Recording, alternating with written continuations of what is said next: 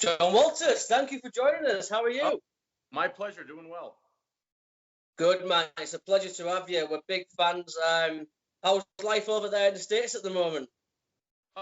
It's good. I'm in Florida, so Florida's kind of lifted all restrictions. There's really no restrictions here at all. So kind of a normal living. I mean, masks are not really mandated by the state. Certain counties have mask mandates.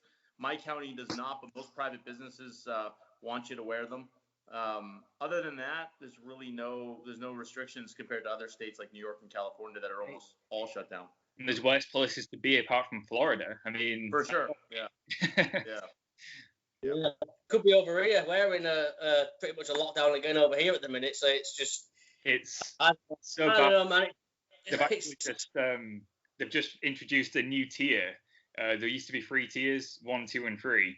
But they've introduced a 4th tier now, which is now the even worse than the other tiers. So what is the difference now?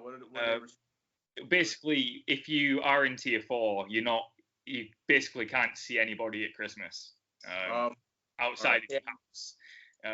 You've got to wear masks. You're basically national lockdown, but for certain areas of the country. It's not great here at the moment. Yeah, I've heard it. I watch it on the news, but here it's all state by state. There's no even when our country in March was essentially shut down, it wasn't mandated by our president. It was more or less the states can decide. And at that point, where it was running rampant, almost every state, with the exception of a few, pretty much shut down most sectors of the of businesses. But that's the thing with America. It's such a big country. Like some of the states are bigger than the UK. So it has to be, run by state to state because it varies so differently. That makes sense that it wouldn't be nationally locked down like we are. But from what I've heard, I mean, some states are doing good, some aren't. But that's just all over the world at the moment. Some countries are doing great, some aren't. Right, and there's some states like California who has really strict lockdowns and their death rate is really high. So you ask yourself what is the reason for that, and I have my theories, but who knows? Who knows? But I know one thing that has happened. It means we haven't had as much wrestling recently. A lot of people we've spoken to haven't been able to actually keep up with their wrestling, whether it's training regular or doing independent shows.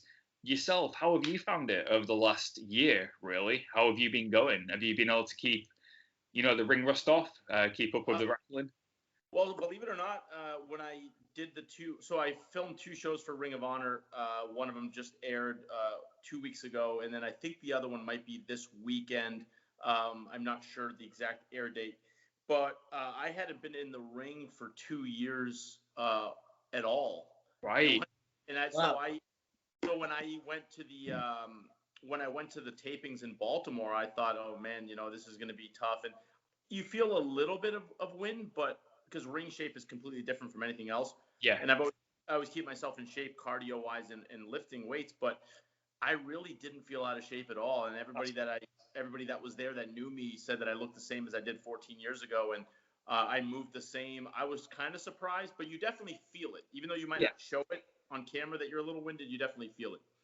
I didn't know it's 2 years since you'd been in the ring. It seems like your name's popped up more recently than that.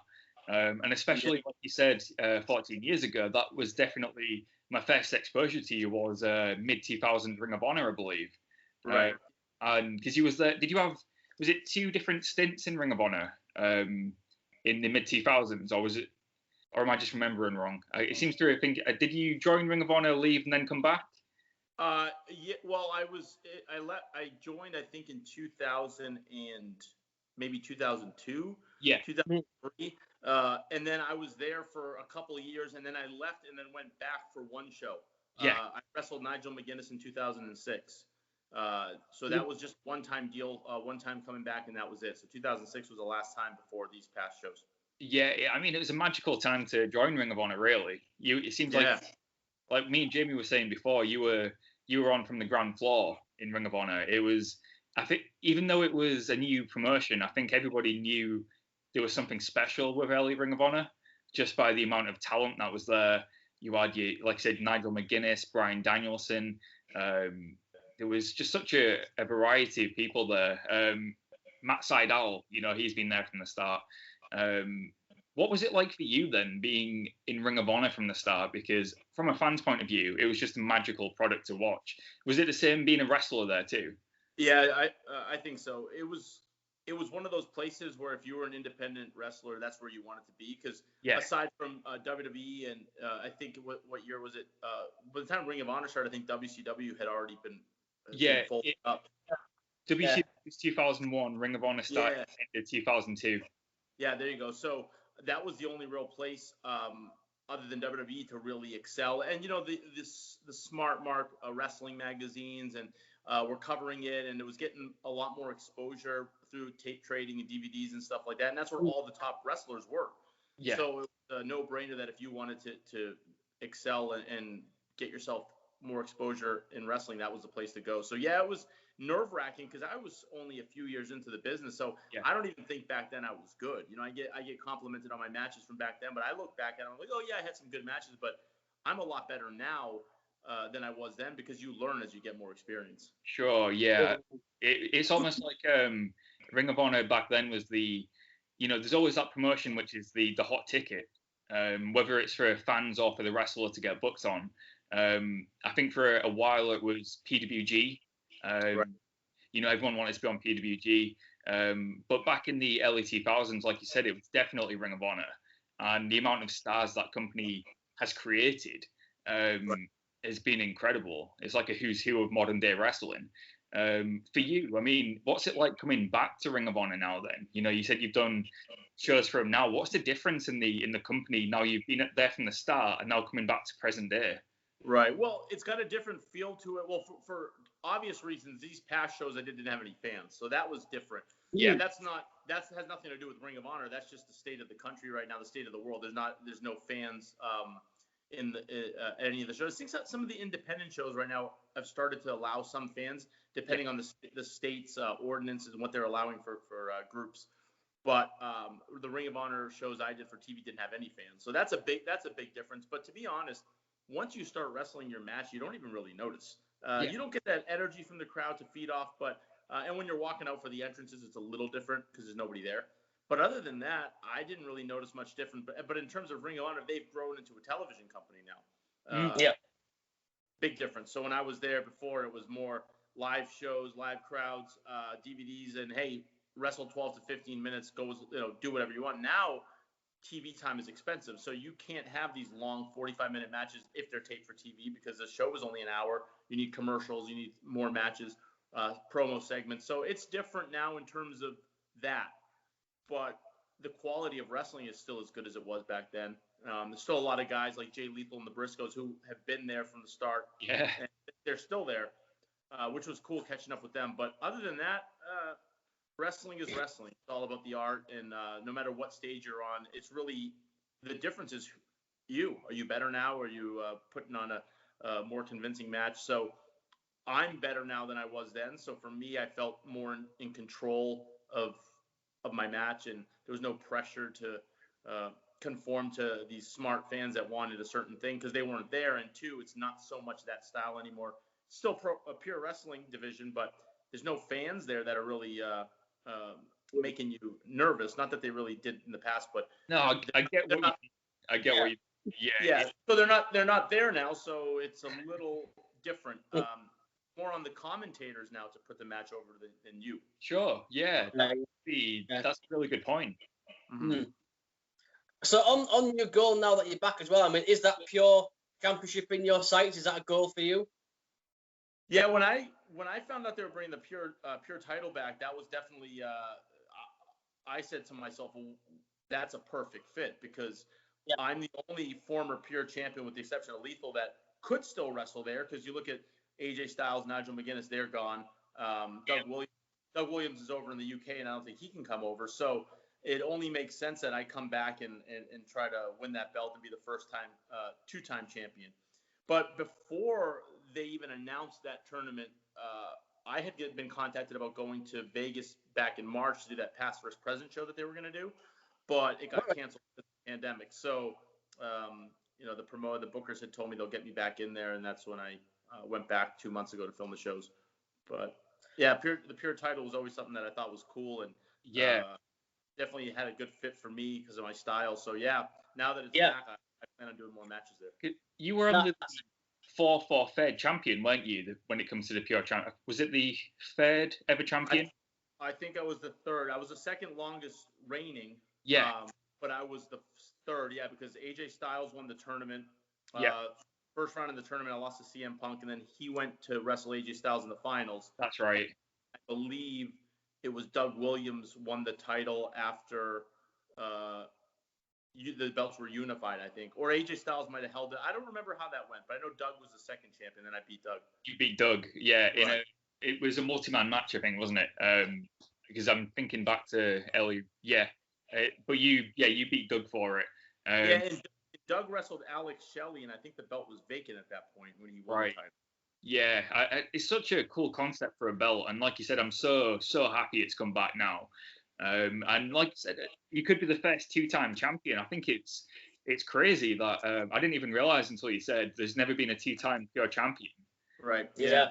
Something on your in your crosshairs. That'd be such. Yeah. Cool. Exactly.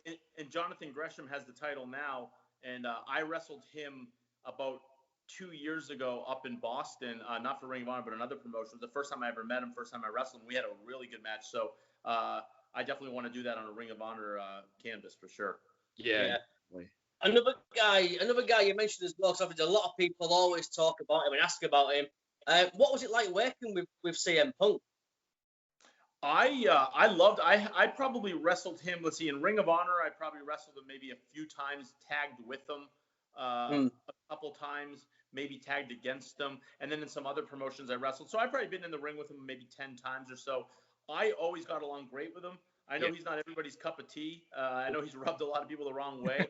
I just think he's a very honest person. He's very outspoken. I think a lot of people aren't used to that, and he might be a little brash and blunt, but on a personal level, he's always treated me well. He's always, in terms of putting a match together, not egotistical, always willing to do whatever you wanted. And yeah, I don't have anything negative to say about him at all. Yeah. Yeah, I said that myself to Callum and a few people. I think that's why a lot of people don't like him, because he's just honest, and people don't know how to take that sometimes. Sure. We met him a couple of years ago. We flew up for All In Chicago, and we got to meet him, and he was an absolute sweetheart. He was so nice, so humble. He was just a really cool guy. It's, will he come back? Will he won't come back? I guess that's the $1 million question that everyone wonders, don't they? But I just want to say that my thoughts on that whole thing are, I'm one of the biggest CM Punk fans in the world, have been for a long time, but I'd never want him to come back if he wasn't actually happy if he came back, because I don't think there's anything worse than watching a wrestler who doesn't want to be there, because you can tell. And I'd rather him never come back if he wasn't happy. So if he does come back, brilliant. But if he doesn't, fair enough. He's done enough.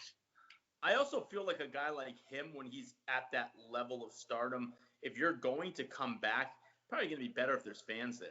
You know what I mean?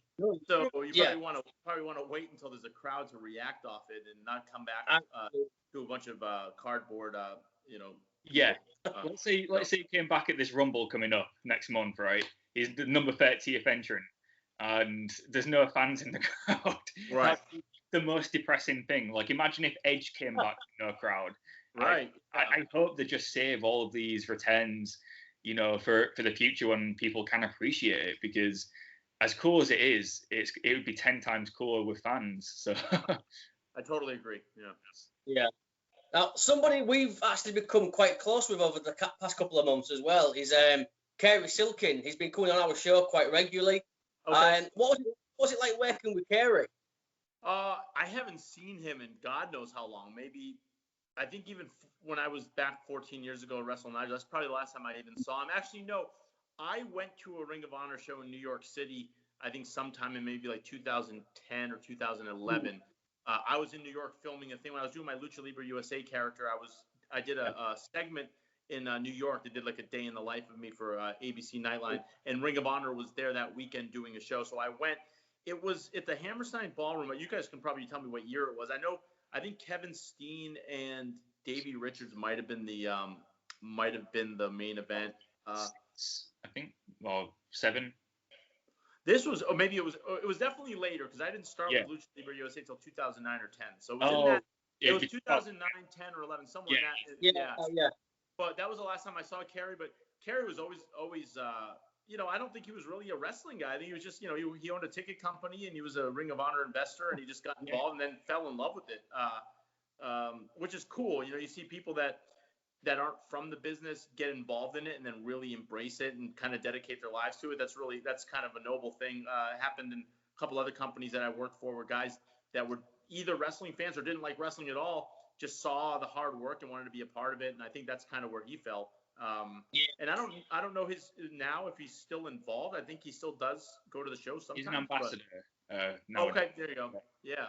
But he's always great. I know nothing negative to say about him at all.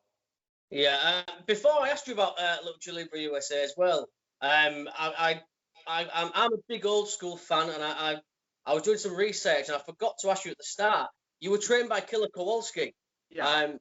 What was that experience like? Because obviously I'm a huge old school fan, so that must have been one hell of an experience for you.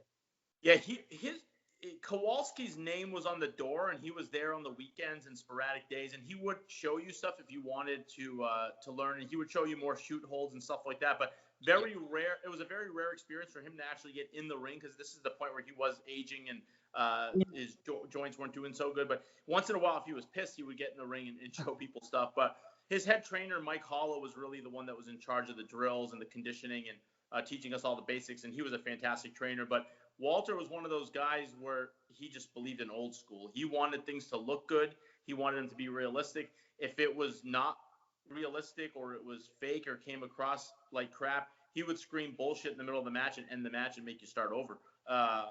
Which I think a lot of people need to be taught that now, because you see a lot of pro wrestling now, even at the WWE level, it's like a ballet, and it's like I have a hard time watching any wrestling now where I think they're actually trying to hurt somebody and win a match. It doesn't look like it. Yeah, I honestly, I don't know if you're a fan of Jim Cornette. I know he's very polarizing, but I listen to his podcast, and personal opinions aside on the guy, what he speaks is a lot of truth. Yeah, I agree. I think Jim Cornette's one of those guys where pro wrestling wise, I probably agree with everything he says. Politically, I think he's out of his mind. But it's like, again, everyone's got a platform. I don't tell anybody how to think or what opinions to have, to each their own. But I think when you're somebody that's trying to make money on a podcast or a pro wrestler or an actor, why piss off half the country by stating your political views? It doesn't make sense to me. When I was doing my wrestling character, of course I was doing that, because that was my gimmick. And a lot of the stuff I said wasn't too far off of what I really believe. Obviously, it was an extreme level of it, but that was more to draw heat and kind of speaking against immigration and the Mexican wrestlers. But when you're somebody that's not trying to garner heat and you're some actor, why are you going to piss off half the people that might be buying tickets to see your movie? It doesn't make sense. Yeah, like I said, political opinions aside, he speaks a lot of truth. He always says, it never seems like they're, in a fight, because that's what it is. You've got to present it as a real fight. That's what wrestling is. And if you can't believe that, then you failed from the get-go. And then when you actually have that mindset and you start watching matches where, this should look like a fight, it takes you out instantly when people are doing the over-theatrical parts. And it's like a ballet, and you can see them working together. Don't get me wrong, it's still impressive stuff. It's not like it's not impressive, but it's not a fight. And do you feel like that's something that is slowly dying in wrestling, or is it starting to come back in the terms of like the Pure Championship? Yeah, I think the Pure Wrestling division has been getting a lot of good press. From what I've heard from one of my friends who's a big wrestling fan, saying that a lot of people are saying that's kind of a bright spot in wrestling today, and that realism needs to be brought back. And I agree. There's no coincidence that WWE's ratings were the worst of all time recently, and they continue to go down. And I think a lot of it is definitely the execution of the moves, because it's more ballet, like you said, but also there's an overexposure of the guys. You can see them for free every weekend. You can catch them on Twitter every 30 seconds, giving their opinion on something. So it's like, where's the star power? When I was a kid, you had to pay 4 times a year to see Hulk Hogan wrestle on the pay-per-view. Oh, yeah. So it was a special event. I get that there's TV deals now, and there's other ways that the companies are making money through the TV deals and that. But to me, it was that element of surprise and, oh my God, this guy's here. I haven't seen him in months. That's big. That was big, and I don't get that anymore. It's almost like there's no real draws in wrestling now in that case, because your champion's on TV every week, like you said, on 24 pay-per-views a year. Right. There's no real way of gauging like who drew anything or who, there's, like you said, the Hulk Hogan before, if he wrestled 4 times a year, he sold out those years because he was on the show. Yeah. You could say Hulk Hogan was a draw. I don't think that's the same nowadays, because you can see it wherever you want, whenever you want. And I don't know if that's the fault of a company or just how on-demand wrestling has changed the industry. Yeah, I don't have one answer. I just think that when I was watching wrestling, well, number one, there was a lot more people watching it because there was less TV stations. You got like 500 stations here now, so there's a lot of competition for entertainment. UFC taking off, I think, has definitely hurt wrestling. Not that it's competition, because one's a real fight and one's entertainment, but when you're struggling for pay-per-view dollars every month, you may only have a certain amount of money. You might spend the money on something that's a little more intriguing, like UFC. Because I know that I watch that over pro wrestling now. Not that I don't want to watch pro wrestling, I just don't see anything I really want to watch. Yeah. So it doesn't make sense to me to turn it on. I don't want to see guys flipping around and holding each other's hands and diving over the ropes together. I don't want to see that. And I think a lot of people don't, because if they did, the ratings would be higher. Yeah, absolutely. Yeah. Yeah, totally agree. Couldn't agree with you more. I really couldn't. But moving on a little bit as well, obviously you mentioned Lucha Libre USA. What was that like? I mean, obviously you was RJ Brewer, and you got some pretty decent heat. I mean, what was that like working there? Oh, that was a blast. I mean, when you can go out there and you can just grab a microphone and say a few things, and then they want you to get beat up so bad that it makes your job so much easier. So I was presented with this character. I was going to be this anti-immigration heel, Jan Brewer's son, even though we didn't say it. And she was the governor of Arizona at the time, who was basically passing these really strict Senate bills about immigration. You can stop people and ask for their papers. So I was kind of her son, even though, we had the same last name. I never said she was my mom, but we kind of alluded to her being my mom. I'm sure parody laws would have protected us from a lawsuit. But what was she going to sue us over? But I was on the front page of a lot of magazines, newspapers. I was all over Fox News.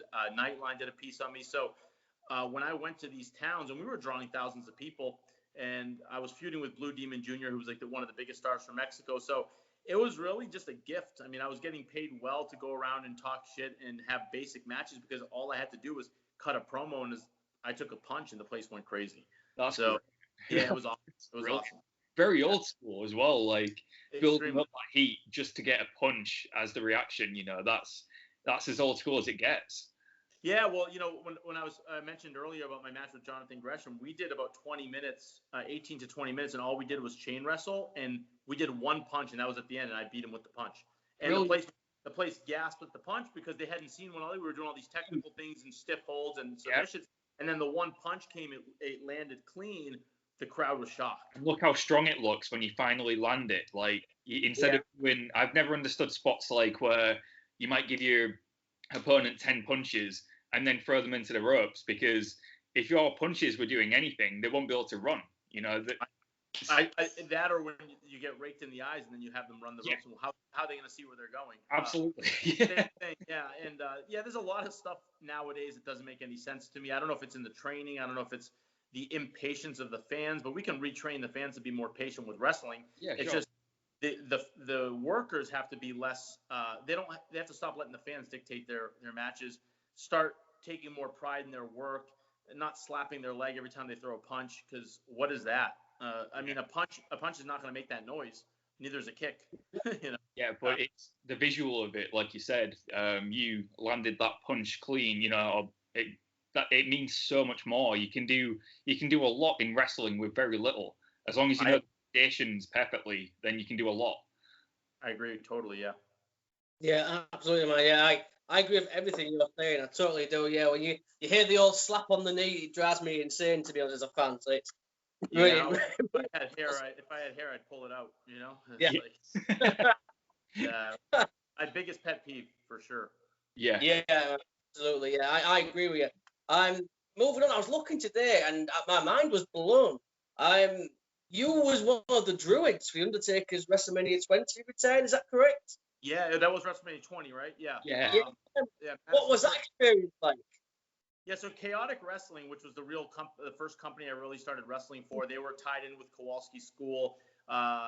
They were a great company to work for back in the day because they had a working relationship with WWE. They were all the guys, not all the guys, but most of the guys were trained at Kowalski's and by Mike Hollow, so we all kind of knew each other. It was a solid locker room, good shows, good fan base. So they had a working relationship with WWE. So anytime they were in town, they would use guys as extras. That's where I was doing all my dark matches, Sunday Night Heat matches. And yeah, for WrestleMania 20, we all got brought in as extras. There was about 10 of us, and we were Druids for the Undertaker. Cool. Yeah, and the torches we were holding up were so fucking heavy. Really? That I remember at one point saying, I'm going to drop this on his head when he walks by me, because holding it up, because, we had to hold it up with stiff arms. Yeah. And a real fire on the torches. Dude. And then, as he's walking, we're supposed to lift him slowly. And I said to him, my arms were trembling. I'm like, if I drop this on his head in this live audience, I said, I'm done. I said, but, it obviously didn't happen. But, yeah, that was fun. Anytime I got brought backstage for WWE was fun. That stuff like that was cool. But obviously when I was there, I wanted to do a match. I wanted to be a wrestler. I was a cop. I was a security guard. You name it. I've done all the skits, but probably did about 10 to 15 matches for them between dark matches, Sunday Night Heat, Velocity, and those were great. I mean, wrestling in front of 15,000 people is you can't really explain that feeling. Sorry, I've just got the image. You did get the Big Show, didn't you, as well? I mean, what was it like wrestling the Big Show? Yeah, again, that was twice I wrestled him, both handicap matches, squash matches, but he was very pleasant, very nice guy. His chops literally felt like a gunshot. When you hear that from people, it's not an exaggeration. I totally lost my wind.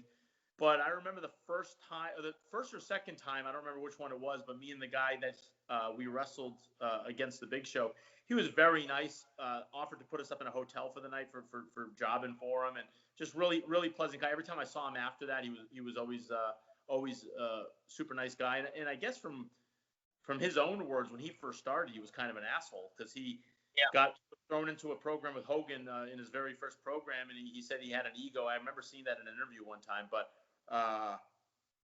nothing but sweet to me. Didn't one time feel like he was going to hurt us. He choke slammed me. I felt safe. Good guy. Yeah, it was fun. Yeah, I met him about 10 years ago on a UK tour. I just happened to be staying in the same hotel as the WWE, and they came into the bar for a drink after the show, and he was hilarious. He was going from everyone, all the fans. He was going from table to table, telling jokes, laughing with everybody. It really was. He was a lovely, lovely man. That picture of you stood next to the Big Show is one of the funniest pictures I've ever seen, because obviously Big Show's a shoot 7 foot. Jim is 5'4". So it looks like this Big Show with his kid. It's like he's a monster. He's massive. Yeah. Oh, it was. I grew up to about his ribcage on this photo. It's incredible. But he was so nice. He was laughing and joking. It was just, you wouldn't think he was this huge superstar. He was just a down to earth normal guy, and it was lovely of him to take his time out after obviously being traveling. He'd been wrestling, to come and sit with the fans and just laugh and joke and take pictures and stuff. It was lovely. They're all humans in the end, right? Everyone's a human. Absolutely. Some people just forget to act like one sometimes. That's all. Yeah, absolutely. When you worked with WWE as well, I mean, how did you get that? How did you get the first gig? I mean, do you get to are you brought in? Do you meet Vince McMahon, or are you just brought in with agents? Yeah, it's kind of, there's really no one answer. Some guys get seen on an independent show. They get booked by somebody that might have seen them. Sometimes somebody sees a tape. Sometimes the wrestling school, like I said, Chaotic had a connection with them, so they're the ones that brought us in to do all this stuff. But yeah, the first time I was there, I think it was like the fourth or fifth time I was actually backstage that I actually wrestled a dark match. And my first dark match was against Aaron Stevens, who was Damian Sandow, who was a good friend of mine. We trained together at Kowalski. So him and I did a match. But up until that, I think maybe 2 or 3 times I was brought in and never used. And then another time I think I was used as like a security guard or something, a cop, whatever it was. So there's really no one answer to that. It's kind of everyone finds their different way in. A lot of times it's connection, it's timing, it's politics, whatever. And then based on your talent, it's going to depend on whether you you stay there or not. I never was under contract. I was just used as an extra for a few years. Yeah. Another guy as well. I was reading the other day that apparently they're going to be making an NXT show for NXT, and the guy who's going to be in control of it is Gabe Sapolsky. Another guy from your past. I mean, what was it like working with Gabe? With Gabe? Yeah. Oh yeah, he was great. He's the one that brought me into Ring of Honor the first time.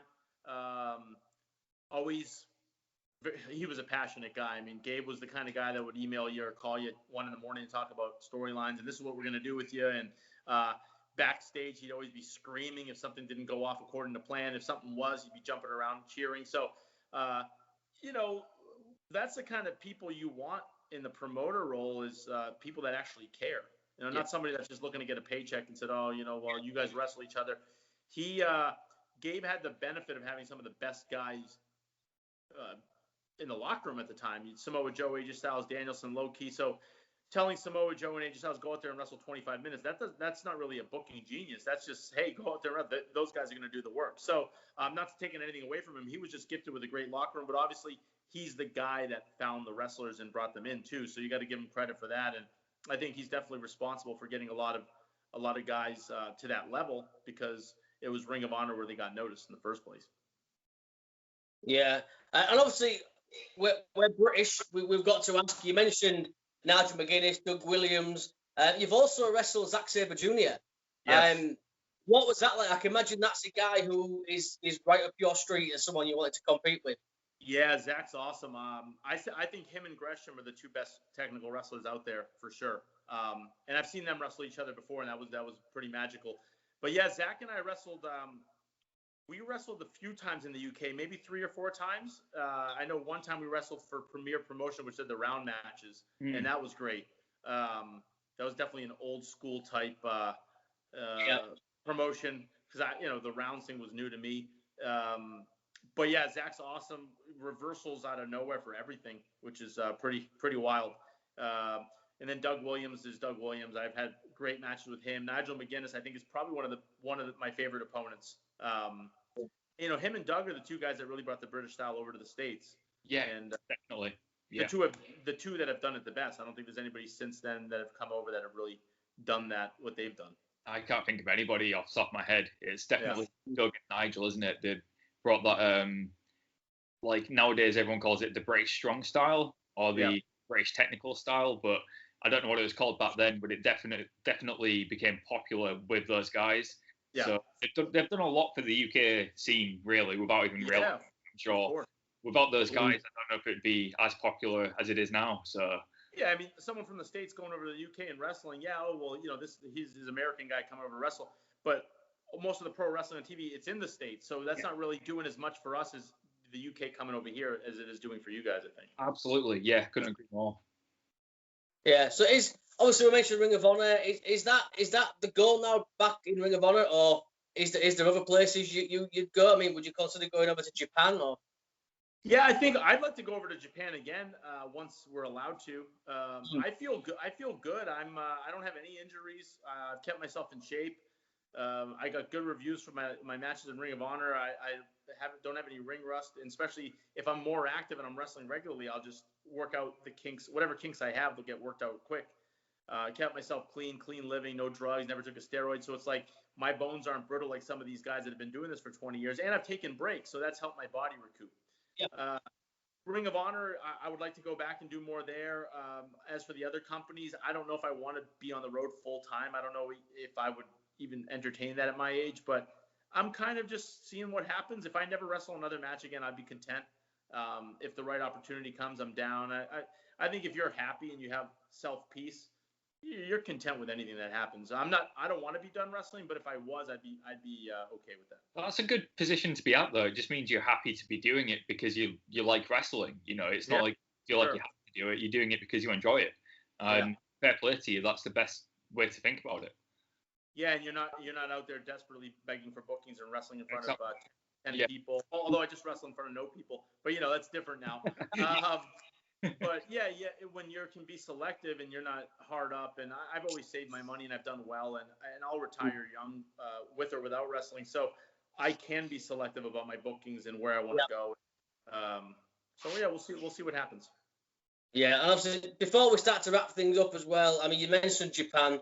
I'm wearing his T-shirt. I know you wrestled Jay White. I mean, what was it like working with Jay? Is that something you'd love to? Yeah, that was fun. Yeah, I'd love to do that again. We did it it was in New Zealand, and I was doing the RJ Brewer gimmick at the time, and I was talking trash about New Zealand, and I was going on rants, and they were playing it over there, and I was getting hate mail from some people in New Zealand on my Facebook because immigration and talking shit about a country or a race, it's like, even though people know it's pro wrestling and it's theater, they take that stuff personal, even though it's a show. I mean, I don't watch some movie and get offended at a character. I'm like, well, this person's good, but I guess it's different when you're really striking a nerve. But yeah, that was fun. That was a fun match. Again, I hadn't wrestled for 2 years. I had a 4-year break, and halfway in between that 4-year break is when I went out to Japan and wrestled him. And it was good. A good crowd. He's really good, and he's kind of blossomed into a bigger star now too.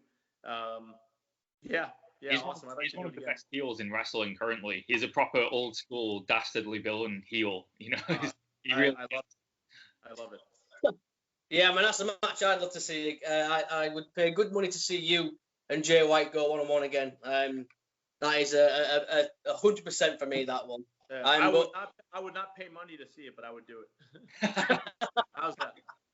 That's fun. We'll pay you the money to watch it. How's that sound? Perfect. Right, honestly, it's been an absolute pleasure. But before we do let you go, is there anything you want to plug? Social medias, any merchandise? No merchandise. I don't wrestle frequently enough to have any. I think I get stuck with a box of stuff if I did anything but like that. But yeah, I'm on Facebook. My Facebook is John Walters, but it's facebook.com/RJ Brewer 1070. I don't know if you could even change that, but that's what it is. I'm on Twitter, John Walters, and that's about it. I don't tweet a lot, but I'm on Facebook actively. I just post a lot of pictures of my dog and an opinion here and there. That's about it. That's what Facebook's for, right? Absolutely, yeah. It's been an absolute pleasure. We are huge fans. Callum, the first promotion Callum saw outside of WWE was Ring of Honor, and you was a big part of Callum's fandom back then. And awesome. We are huge fans, man. Yeah, you guys stay in touch. I'll come back again if I get any news or anything. And you got my contact info. So. Absolutely. I was going to say, we'd love to get you back on in the new year, so we'll definitely drop you a message and sort that out. Yeah, please do. All right, guys. Enjoy your holidays. Thank you very much, mate. You enjoy yours too.